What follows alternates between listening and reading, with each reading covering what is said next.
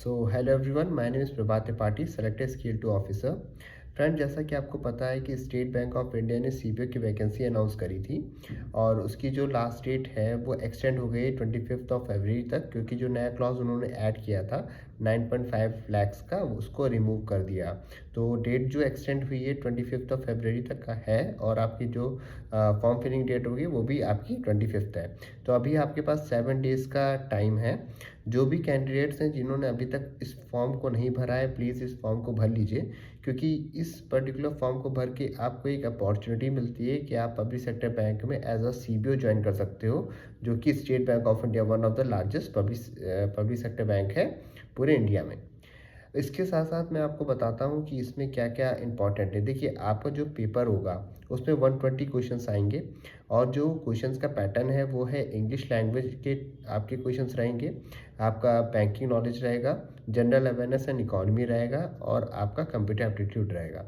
तो इन सारे जो सब्जेक्ट्स हैं, इन सब के जो क्वेश्चंस रहेंगे वो 120 रहेंगे और मार्क्स भी आपके 120 हैं। इसके बाद आपको आधे घंटे का समय मिलेगा। With in half an hour आपको लेटर और ऐसे लिखना है, जो कि एक बहुत ही जो है क्रूशियल रोल प्ले करता है, क्योंकि आपको मार्क्स अच्छे लाने हैं। तो मार्क्स लाने का सबसे अच्छा एडवांटेज यही रहता है कि आप लेटर और ऐसे की भी प्रैक्टिस साथ ही साथ करते रहें।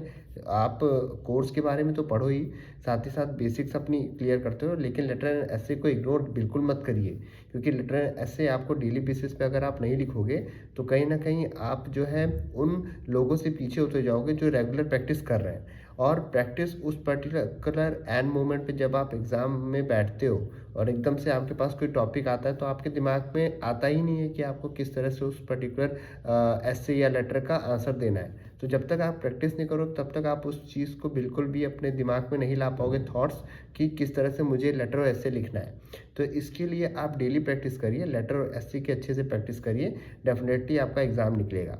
मैं कुछ और भी स्ट्रेटजी सेशंस लाऊंगा।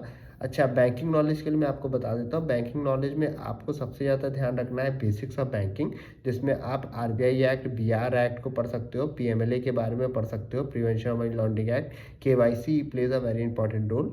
इसके साथ साथ आप रिसेंट के आरबीआई सर्कुलर जरूर देखिए, क्योंकि आरबीआई के जो सर्कुलर्स होते हैं वो कहीं ना कहीं बैंकिंग नॉलेज में बहुत बड़ा रोल प्ले करते हैं। साथ ही साथ आप जो रिसेंट में अभी चीज़ें हो रही हैं उसको आप देखो, बैंकिंग से रिलेटेड क्या चेंजेस हुए हैं, कहाँ पे कौन चेयरमैन बना है, क्या मतलब किस पर्टिकुलर बैंक का जो है टैगलाइन है, क्या स्लोगन्स है, तो वो आपका जनरल अवेयरनेस में हेल्प करेगा।